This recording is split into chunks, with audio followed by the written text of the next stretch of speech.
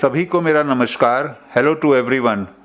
Today in this volume 19th of the series called Weekend Drives around Varanasi, I will be taking you to yet another very beautiful dam and lake on river Karamnasha in Chandauli district.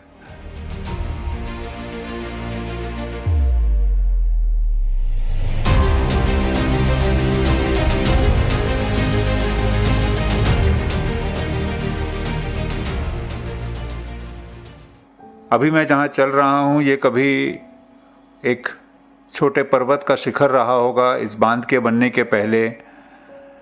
It's around 50 kilometres from Varanasi. इस जगह को देख के नहीं लगता कि बनारस से इतने पास इतनी खूबसूरत जगहें होंगी, पर चंदौली, सोनभद्र, मिर्ज़ापुर की जो पर्वत श्रृंखलाएं हैं उसमें बहती नदियाँ, खासकर बारिश के समय जो उसमें बीच में जो झीलें बनती हैं, चारों ओर फैले जंगल, छोटी छोटी पहाड़ियाँ, ये सब बहुत खूबसूरत सा नज़ारा बनाते हैं. ये मूसा खान डैम है जो कि करमनाशा नदी पर बना है और इधर से डैम के आगे से नदी बहती हुई फिर आगे जाती है. फिर उसके आगे एक लतीफ़ शाह डैम है चकिया में. चारों ओर फैले हरे भरे घास के मैदान. हालांकि इस साल बारिश काफ़ी कम हुई इसलिए नदी और डैम में पानी काफ़ी कम था, फिर भी हरियाली बहुत खूबसूरत थी.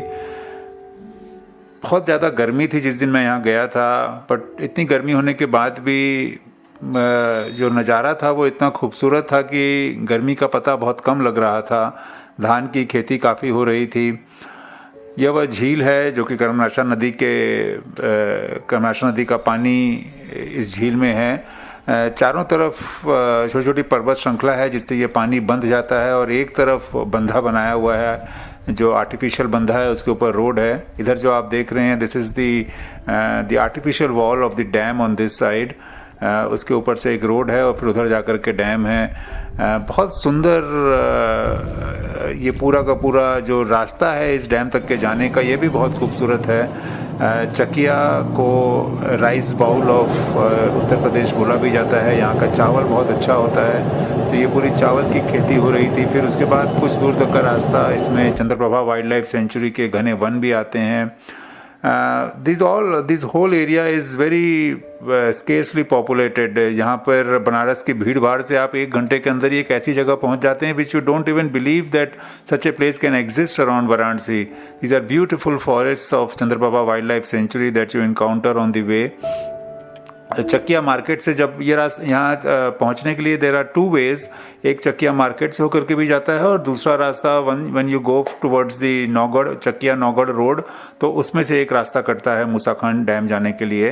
While going we took the way from the Chakiya market. After crossing Chakya market around after 15-20 minutes these kind of landscape starts. ये रास्ते में जब हम लोग मूसा खान जा रहे थे तो एक बहुत सुंदर सी झील मिली और पूरी नेचुरल झील थी. बरसात का पानी जमा हुआ था और चारों तरफ छोटे छोटे पहाड़ थे, घने जंगल थे और कुछ देवर लोकल शेपर्ड्स हु वेयर यहाँ पर अपने गाय बकरी चरा रहे थे. झील में बहुत सारी बफेलोज बैठी हुई थी और अपने गर्मी में they were just enjoying the water out there. बहुत साफ़ सुथरी सी पूरी घास की मैदान थी. मन कर रहा था यहाँ घंटों बैठे रहें और पिकनिक करें. ऊपर की तरफ पहाड़ पे खूब घने जंगल थे. किसी ज़माने में यहाँ पर खूब लियोपार्ड्स और even tigers used to roam here once upon a time, not very far back, even around 30-40 years when we were kids we always used to hear about the tiger stories in these forests. But अब धीमे धीमे जंगल कटते गए. जब मैं यहाँ ऊपर पहाड़ पे थोड़ा सा घूमने के और नीचे उतर रहा था तो मुझे लग रहा था कि किसी वक्त यहाँ कितने घने जंगल रहे होंगे और पूरा घने और जंगली जानवरों का पूरा राज चलता होगा यहाँ पे.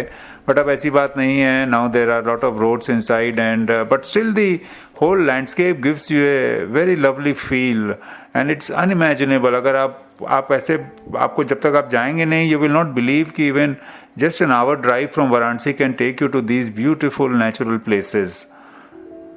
So different from the chaotic Lanka and the Varanasi city full of traffic. यहाँ पे कुछ चारवाह लोग अपनी भेड़ बकरियाँ चरा रहे थे. हालांकि उस दिन बरसात बिल्कुल भी नहीं थी इसलिए गर्मी बहुत हो रही थी.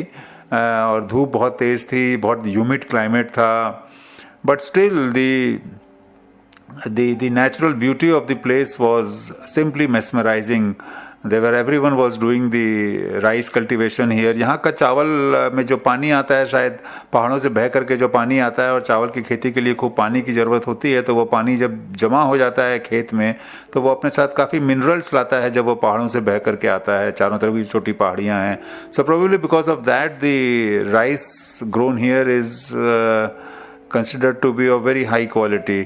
दूर दूर तक एक ही लेवल के हरे घास के मैदान की तरह फैले हुए ये चावल के खेत बहुत सुंदर लग रहे थे। और हम लोग मूसा खान डैम की तरफ इस वक्त बढ़ रहे हैं। दूर में जो आप पर्वत श्रृंखलाएं देख रहे हैं, ये विंध्याचल और कैमूर की पहाड़ियां हैं। They are one of the oldest mountains of the world. कहते हैं कि यहाँ पर कभी डायनासोर्स रहते थे। अब उनके फॉसिल्स भी यहाँ पे, माने यहाँ से कुछ दूर एक जगह है जो कि सोनभद्र में स्थित है, वो भी जगह जाना चाहिए। That's one of the largest fossil parks of India. वहाँ पे जो पुराने एक प्रकार के एल्गी और प्लांट्स के फॉसिल्स अभी भी वहाँ पर मिलते हैं। उसके ऊपर भी एक वीडियो है। We went there 1 year back and it was a beautiful fossil park। हालांकि वो बहुत अच्छे से वहाँ पे देख रखाव नहीं है, उसको उतना अच्छे से टूरिस्ट की तरह से डेवलप नहीं किया गया है। बट यहाँ पे ड्राइव करना भी बहुत अच्छा लगता है, ऊपर नीचे होती हुई जो एक लैंडस्केप है यहाँ का, और दूर दूर तक ये सारे घास के मैदान हैं, साफ़ सुथरे यहाँ के गांव हैं दूर दूर तक फैले हुए। यहाँ पे काफ़ी ट्राइबल्स भी रहते हैं अभी भी। अभी now we are approaching towards the Moosa Khan dam which is on the, जो कि करमनाशा नदी पर बना हुआ है। Karmanasha river actually starts from Bihar and ultimately ends in Bihar also. It meets with Ganga ji in Bihar, but it forms the boundary of the UP and Bihar. It's the natural boundary between the UP and Bihar at many places. And करमनाशा नदी के ऊपर बहुत सारे बांध बने हुए हैं, जिसमें नगवा बांध है एक, फिर उसके बाद एक नौगढ़ बंधा है। अब ये दूर में यहाँ पे जो अब हमको बांध यहाँ से दिख रहा था। Now we are approaching towards the road over the bridge over the Karmanasha river.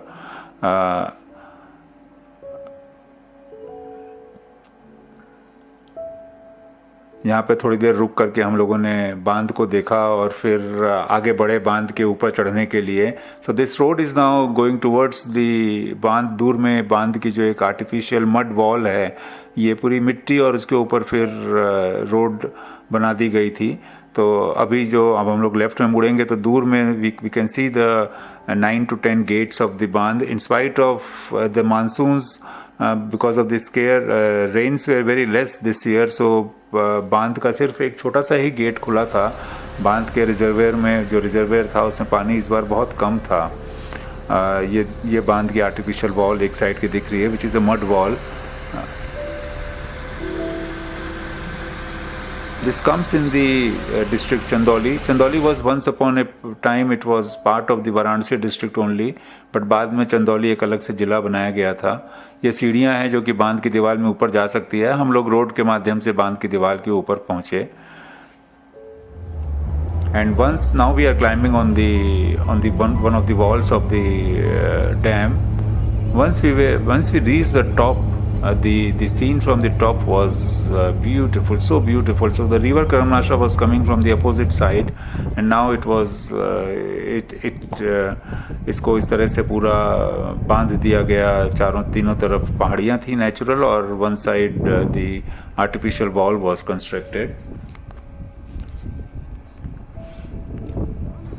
We spent some time here. यहाँ पर हम लोगों ने, in spite of, as I said, very humid and hot climate, we enjoyed just walking around here and there. And these rocks, they were जो यहाँ पे जो पत्थरों के छोटे छोटे टुकड़े थे, ये बड़े इंटरेस्टिंग थे। इनमें से कई टुकड़े ऐसे लग रहे थे कि जैसे वाकई में वोल्केनिक इरप्शंस हुआ हो, और वो टुकड़े अभी भी ज़मीन पे बिखरे हुए पड़े हैं।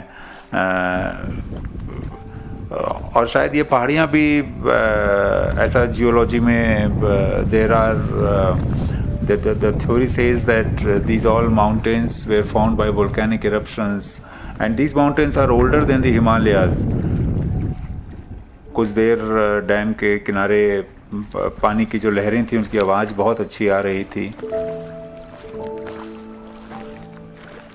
कुछ देर मेरे साथ डॉक्टर राजन श्रीवास्तव गए थे जो अपने IIT BHU में रजिस्ट्रार हैं, and he has been witness to he has been accompanying me since many years on these journeys. So we have explored many hidden gems around Varanasi together.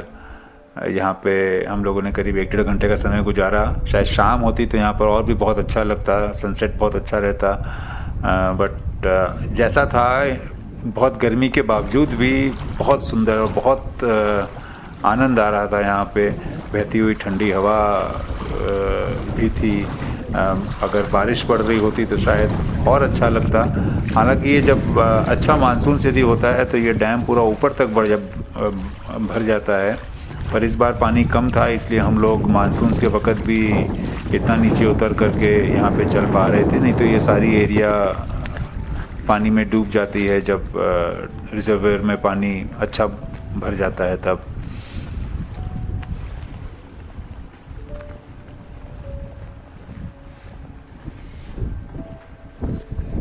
Naugarh dam जो है उसके बाद एक तो झरना आता है, वो बहुत अच्छा है, जो कर्मनाशा नदी पर ही वो झरना है, उसका नाम है औरवा टांड। नौगढ़ डैम से लगभग 1 किलोमीटर दूरी पर वो झरना है। सो नौगढ़ डैम थोड़ा सा और आगे जब हम लोग जाते हैं राजदरी देवदरी को क्रॉस करने के बाद लगभग 1 घंटे की दूरी के बाद में एक नौगढ़ बोल के एक जगह आती है। उसके पहले एक रास्ता बाएं तरफ कटता है, वहाँ से करीब 1 घंटे की ड्राइव के बाद वो नौगढ़ डैम आता है। वो भी बहुत सुंदर डैम है कर्मनाशा नदी पे। उसके पहले नगवा डैम है, वो बहुत बड़ा डैम है कर्मनाशा पे। उसके बाद एक सिल्हट डैम है जो कि यहाँ का सबसे पुराना डैम है इस एरिया का, 1916 में उसे बनाया गया था। अब हम लोग डैम से घूमने के बाद दूसरे रास्ते से वापस लौटने का हम लोगों ने प्लान बनाया। ये रास्ता डैम की जो वॉल है उसके ऊपर एक रोड है सकड़ी सी, उस रोड पे हम लोग चल रहे हैं। इस पर सिर्फ एक बार में एक ही गाड़ी जा सकती है, तो अगर सामने से कोई गाड़ी आ जाती है तो वाकई में it creates a bit of problem for both the vehicles. और दाएं तरफ पूरे चावल के फैले हुए दूर दूर तक खेत, ये सब बहुत सुंदर लग रहा था। आई वॉज जस्ट थिंकिंग कि मॉर्निंग में सनराइज में या सनसेट के वक्त ये कितना सब सुंदर लगता होगा।